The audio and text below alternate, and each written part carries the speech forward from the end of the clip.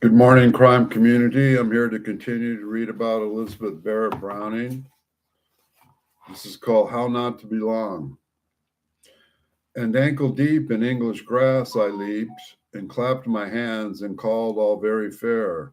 Sun beats down on a shoulder of parkland, parched grasses, crackles underfoot, blowflies and mosquitoes hover among odors of meadowsweet, wild hop. The street hillside is covered with drying hay that catches the ankles, but at the crest you feel on top of the world. Top north and almost at your feet is a steep cutting running east towards the Malvern Hills. Turn south and dramatic natural amphitheater commands the Hereford Plain. Two strikingly different worlds fit together here along a single geographical seam. In one direction, stylish villas, a sign of Malvern's emerging fashionability, dot the wooded slopes of Calwell. In the other, a natural hinterland reaches south and west to the border of Wales. What are the very things we remember? Bursts of light and colors, perhaps, with the luminous quality of glass, moments that remain as images, if not complete stories, for a 4-year-old named Ba. This is her first summer in the dazzlingly fertile Herefordshire countryside. Her previous home in County Durham and then near London can already be little more than a trace impressions. Here everything is hyperreal. Footpaths disappear into thickets, nettles taller than the man's spill across fields. Even the hot, steamy weather is exceptional. Later this summer, a very remarkable waterspout with two branches bent nearly or perfectly at right angles to each other will be observed off the Kent coast of Ramgate, one of the largest tomatoes ever recorded in Britain. Will flatten a trail at Fernhill Heath, just the other side of the Malverns. It's even headier down to the closed off valleys known locally as Hopes. Ba's family was recently settled in one of these ripples of land where the outside world disappears. But from Oyster Hill, this high point of their estate, commanding the routine scenery of the Malvern and the adjoining hills with views, highly interesting and of great extent, everything in the vicinity can be surveyed just as it can be designed to be. In 1810, British wealth still broadly correlates with landowning. If anything, landed gentry have tightened hold on their estates in recent decades as a paralegal process of enclosure abolishes the common land in which tenants used to support themselves. The old substances farming strips are being replaced by money made discernible in ornamental parks and newly managed fields tied up vast with hedges, nosegay-like. The agricultural revolution had transformed land, for those who own it, from a reliable but rather unexciting asset into the fashionable and briskly profitable gentleman's hobby. Unlanded money funds itself in something of a hurry to join the action, and Ba's father is no exception. His wealth is prodigious, and it's most generated by international trade and is hardly largely offshore. The Pricely collaborated English class system will be only too happy to point out this to him in his inferiority. What's more, he was born abroad in Jamaica, so his Herefordshire estate, called Hope End, is the first British property he owned. It came to the market last autumn and tucked away in the heartlands of rural Britain. Seems to us now a surprising choice for a merchant with an eye on the rest of the world. But after some prevarication and hard bargaining, Ba's father has nearly 500 acres with a big house, farm buildings, and cottages to make yourself, brother and sister, and dear mama happy, he tells her. It sounds like a fairy tale, and in a way it is, though, as in many fairy tales, not quite as it appears. The debt of happiness dear Puss must repay her father will eventually come to an outsized, even grotesque. But today's 4-year-old is too young to understand emotional blackmail and too busy lying excited about the forthcoming trip to the seaside. My dear grandmama, I love you very much, he writes in mid-July. We're going to the sea on Monday week, and we're all very sorry you are going away. You had better come with us to the sea, or we'll all send you kisses. Impetuous and loving, this note is far above a far more of a duty letter than any child could get. Its delighted recipients respond. This morning, post brought me a letter very prettily written indeed for a little girl of 4 years old. So pleased am I that I could not let the day pass without writing a few lines to thank my beloved child. I am so proud of my letter that I will put it in a very careful place till my darling pet grows up. And Mother's continues. Ask Bro when I leave and have a letter from him. I hope he is a good boy and I attend to his book, and he will never be a man till he does. Which is striving, ambitious and stuff, since Ba's little brother is only 3, but all of a form of affection. This is a self-made family, its style noticeably modern, and nicknames are intimate currency. The 3-year-old Edward, who is the eldest son, confusedly bears what is also his father's, and indeed his great-grandfather's name, will be Bro for the rest of his life.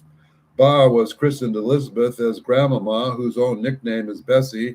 The children's baby sister, Henrietta, is Adele's, and the 9 siblings yet to be born will include Stormy, Charles, who was born in a storm, and Daisy, whose real name Alfred, perhaps from Oops-a-Daisy.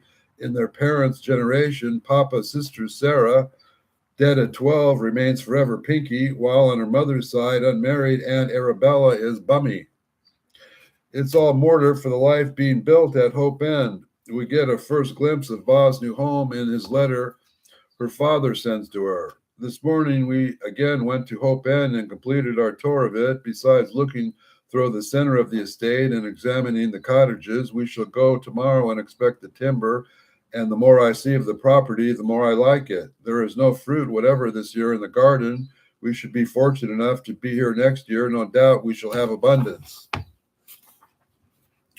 Since at this point his little daughter is just 3, and of course he's really addressing Mama, who's been reading the letter aloud, behind the rather sweet, fairly gesture in which sight of something else, something evasive, even controlling Papa, is not actually consulting his wife over the life-changing move. In fact, the splendidly, if repetitively named Edward Barrett, Moulton Barrett, knows perfectly well that after almost a first year in West London and then with his mother-in-law at Surrey, his wife would prefer to go back to the dear north where she grew up, and there was a couple first settled. Ba's mama was born Mary Graham Clark in Newcastle upon Tyne in 1781 and raised partly in the Sitter Century and part of a couple miles away at stately Kenton Lodge in Grosforth, the eldest child of a wealthy industrialist, John Graham's Clarkstown house at 14 Pilgrim Street, and his many mercantile concerns, including breweries, sugar refineries, and a small fleet of ocean-going ships, have become city landmarks. He may share the civic pride that created the elegant Grangertown terraces and mighty warehouses of 18th century Newcastle, but his money is still newer still. He has other local businesses too, including a flax mill, a colliery, and a glass works, but his international trade is built on the daily luxuries, beer and sugar that entrepreneurs like him are now establishing in the heart of British life. However, on the July afternoon when Ba surveys her new home, Graham Clark is already 73. Closer to his homesick daughter, center of emotional gravity, are her 6 surviving siblings and her mother, Arabella, a lively woman with artistic learning, who is 2 decades her husband's junior. Besides, Graham Clark has little leisure for playing the family man. His hands are full of becoming an industrialist, yet he's not entirely self-made.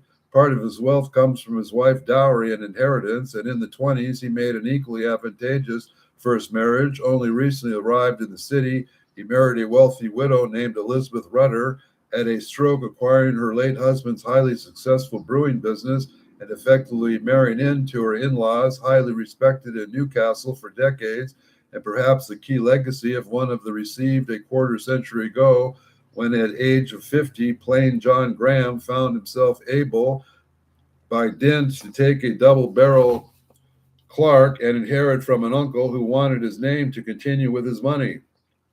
Easy money, dirty money, beyond the peaceful Hertfordshire hills, vales, woods, netted in the silver mist, farms, grange, doubled up among the hills, the cattle grazing in the watered vales, a sequestered Ba and her parents. On the other side of the Atlantic lies another very different set of estates. At this death, 8-year-old from now, John Graham Clark will have inherited at least 13 Jamaican sugar plantations, where he holds enslaved more than 600 men and women with their children. And these ugly figures are just a snapshot. Ba's maternal grandfather doesn't simply own and exploit these people, he buys them for slavers too. By 1810, steam-driven Sugar mills have been introduced to the Caribbean, but cane remains labor intensive.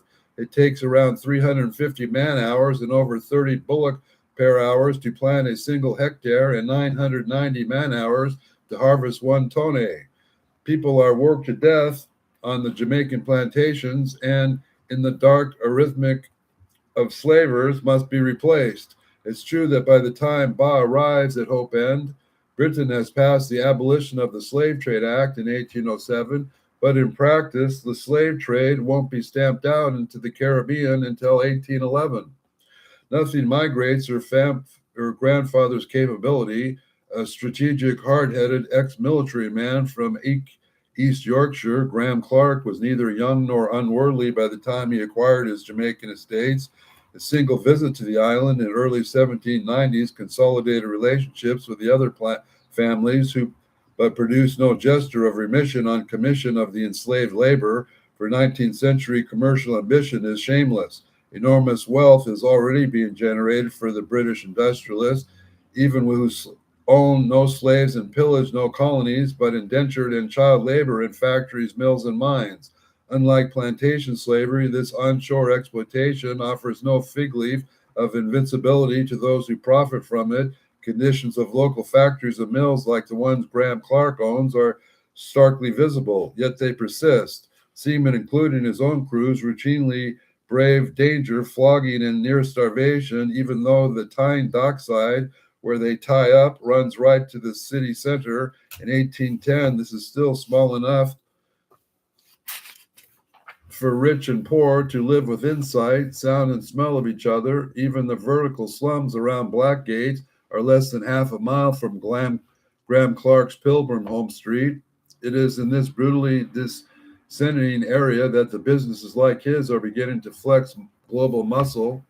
Since his allegiance building visited in the Caribbean, Ba's dynamic grandfather has become the key English contact of many Jamaican plantation owners. Among them are Barrett's of Cinnamon Hill. Graham Clark has become important to his family in 1792 when paternal familias Edward Barrett saw his daughter Elizabeth's offspring, Sarah, Edward, and Samuel, off to England for their education. Their grandchildren had become his responsibility from their father, Charles Moulton, left them. Elizabeth soon followed her children to London, but there, through her boys, were under the legal guardianship of James Scarlett, the brilliant Jamaican-born landowner, lawyer, whose family friend, who would become Lord Abinger. She was in effect a woman alone, since she was accompanied only by her best friend, Mary Trepsack, a family dependent whose father was an impoverished planter and mother a slave. Treppy will remain a central, much-loved Barrett figure right through the lives of Elizabeth Moulton's grandchildren, as her loving nickname indicates, but she's a woman of mixed heritage and relatively poor off, and in the world of men, she is ever less powerful than her friend. By contrast, Graham Clark will be placed to become de facto mentor of the wealthy Barrett boys. Edward, the elder son and sole primary heir, fell into the habit of staying in Pilgrim Street. Perhaps he was already falling for his family's eldest girl, Mary, although 4 years her junior before he even came of age. He decided to marry her. His youth meant that the marriage needed family approval, but this presented no problem for Barrett.